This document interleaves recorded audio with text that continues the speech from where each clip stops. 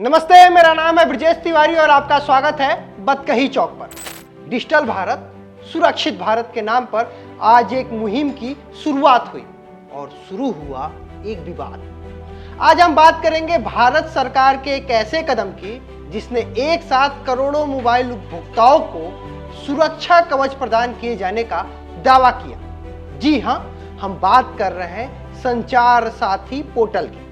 संचार साथी को सरकार की तरफ से एक क्रांतिकारी कदम माना जा रहा है, लेकिन इसके साथ ही इसके लॉन्च होते ही प्राइवेसी और सर्विलांस के गंभीर आरोप भी लगने लगे हैं। आज की चर्चा में हम जानेंगे कि ये ऐप क्या है, ये कैसे काम करता है, विपक्ष का आरोप क्या है और सरकार क्या कह रही है इस पे।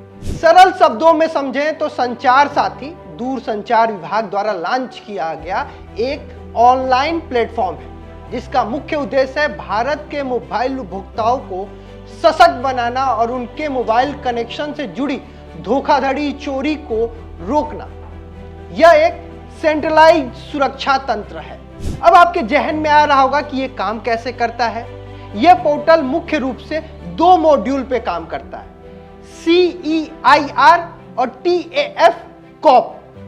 CEIR यह मोबाइल खोने पे, चोरी हो जाने पे मोबाइल फोन को लॉक कर देता है, जिससे ट्रैक करना आसान हो जाता है। जैसे ही उपभोक्ता रिपोर्ट करता है, CEIR उस मोबाइल फोन के IMEI नंबर को सभी नेटवर्क्स पर ब्लैकलिस्ट कर देता है, जिसके बाद वो फोन भारत में किसी भी सिम में डालने के बाद भी उपयोग में नहीं आ सकता।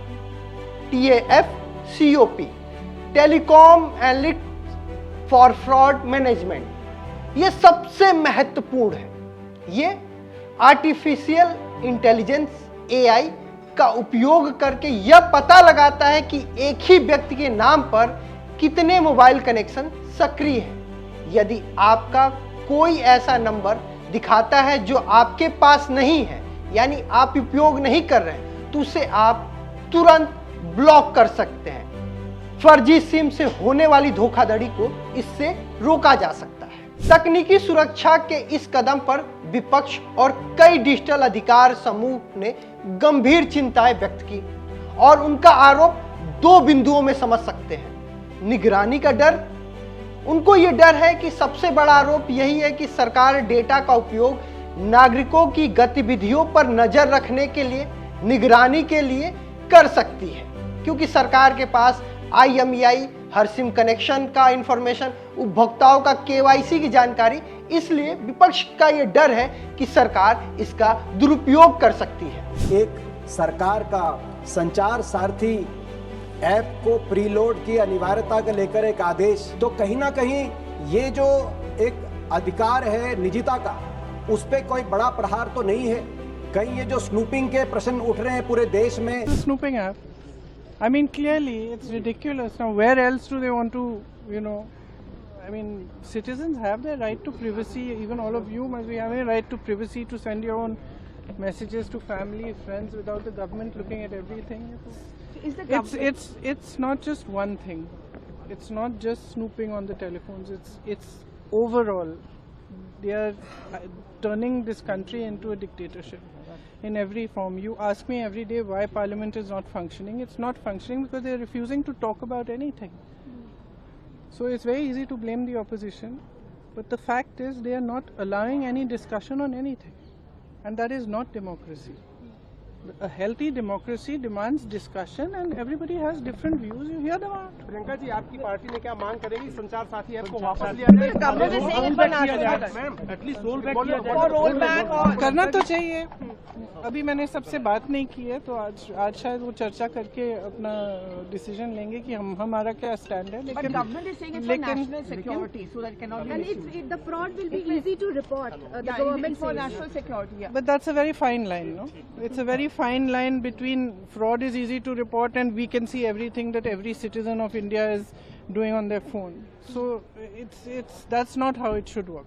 Okay. There should be an effective system to report fraud, and we've discussed this at great lengths on cyber security and this and that, and definitely there's a need for cyber security, but that doesn't mean that it gives you an excuse to go into every citizen's telephone. I don't think any citizen would be happy. देखिए, app को लेकर अगर मैं अपने विचार व्यक्त करना चाहूँ तो एक तरीके से अगर सुरक्षा की दृष्टि से देखा जाए तो एक तरीके से सही चीज़ है, क्योंकि गवर्नमेंट ने कोई एक नई मुहिम, कोई एक नई चीज़ सारी चीज़ों से हट के लॉन्च की है। ऐसे बहुत सारे फर्जी ऐप्स भी लॉन्च होते हैं, लेकिन ये गवर्नमेंट के थ्रू लॉन्च किया गया ऐप है, तो मुझे लगता है कहीं ना कहीं इसमें जो है प्राइवेसी को लेकर जो है चीज़ें लीक होने की संभावनाएं हैं। प्राइवेसी को लेकर लोग वैसे भी अपनी सतर्कता बरतते हैं। कई सारे ऐसे ऐप्स होते हैं जिनको डाउनलोड करने के बाद आपकी प्राइवेसी लीक हो जाती है।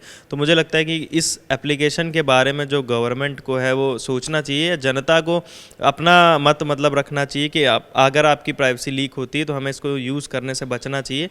अगर ये जैसे मोबाइल रिकवरी जैसे कि बताया कि अगर लॉस हो जाता है आपका तो वो मिल जाएगा, लेकिन आपका जो डाटा है, आप जो उसमें अलाउ करते हैं, जो परमिशंस देते हैं, उससे शायद आपका डाटा लॉस होने के चांसेस हैं। तो मेरे हिसाब से तो ये एप्लीकेशन अभी उतना कामगार नहीं है। विचार ये है कि किसी भी तरह की अब कोई प्राइवेसी नहीं बची है इंसान के पास, कि अगर कोई भी चीज़ वो अपनी पर्सनल रखना चाहे तो नहीं रख सकता है। तो मेरे ख्याल से ये ऐप बंद कर देना चाहिए, क्योंकि अगर हम अपनी कोई चीज़ अगर पर्सनल रखना चाहते हैं, पहले तो आदमी घर ही वालों से बचाने के लिए रखता था कि चलो घर में किसी को ना पता चले ये हमारी पर्सनल चीज़ है। अब हमें सरकार से भी डरना पड़ेगा, क्योंकि भाई उन्होंने ऐसा ऐप लॉन्च कर दिया है, जहाँ भी हम करेंगे कुछ भी करेंगे उन्हें पता चल जाएगा। है वो चोरी वोरी होगा उससे तो मिल जाएगा, फ़ोन वोन जैसे चोरी होता है वो मिल सकता है। वो ऐप सरकार ने अच्छे के लिए निकाला है। दूसरा जो सवाल है वो प्राइवेसी का हनन है। कई समूहों ने सवाल उठाया कि इस तरह के संवेदनशील डेटा को एक जगह जमा करने से नागरिकों की जो प्राइवेसी है उसका उल्लंघन होगा, या किसी भी डेटा ब्रीच मतलब अगर डेटा क्रैश होता है तो उससे कोई भी बड़ा निशाना बना सकता है। इन आरोपों पर सरकार की तरफ से केंद्रीय संचार मंत्री ने स्पष्टीकरण दिया। सरकार ने अपना रुख बिल्कुल स्पष्ट किया। उन्होंने कहा कि सरकार ने बार बार कहा है कि इसका एकमात्र उद्देश्य नागरिकों को साइबर धोखाधड़ी और मोबाइल चोरी से बचाना है। यह निगरानी का नहीं बल्कि सुरक्षा का टूल है कि इस ऐप के आधार पर न स्नूपिंग संभव है न स्नूपिंग होगा। प्रधानमंत्री नरेंद्र मोदी जी की सरकार देश की जनता के हाथों में अधिकार देना चाहती है ताकि वे अपने आप को सुरक्षित रख पाए। विवाद के बाद सरकार की तरफ से स्पष्टीकरण आया। संचार साथी ऐप उपयोग पूरी तरह से स्वैच्छिक है। इसे अनिवार्य बनाने का कोई इरादा नहीं है और उपभोक्ता चाहें तो इसे अपने फोन से डिलीट भी कर सकते हैं। तो संक्षेप में कहें तो संचार साथी नागरिकों को डिजिटल सुरक्षा प्रदान करने का एक शक्तिशाली प्रयास है, लेकिन किसी भी बड़े डेटाबेस की तरह यह निजता और सुरक्षा के सवालों पर घिरा हुआ है, जिसका जवाब सरकार को लगातार देना होगा और वो दे भी रहे हैं। अब इस पे आपकी क्या राय है? आप इस ऐप को लेकर क्या सोचते हैं? क्या ये सच में सुरक्षा कवच है या फिर प्राइवेसी का हनन है? आप अपने जो भी कमेंट है उसे नीचे दे सकते हैं और फिलहाल आपको ये वीडियो कैसा लगा हमें कमेंट करके बता सकते हैं। बाकी देश दुनिया की खबर के लिए आप देख सकते हैं खबर चौक। मुझे दीजिए इजाजत, नमस्कार।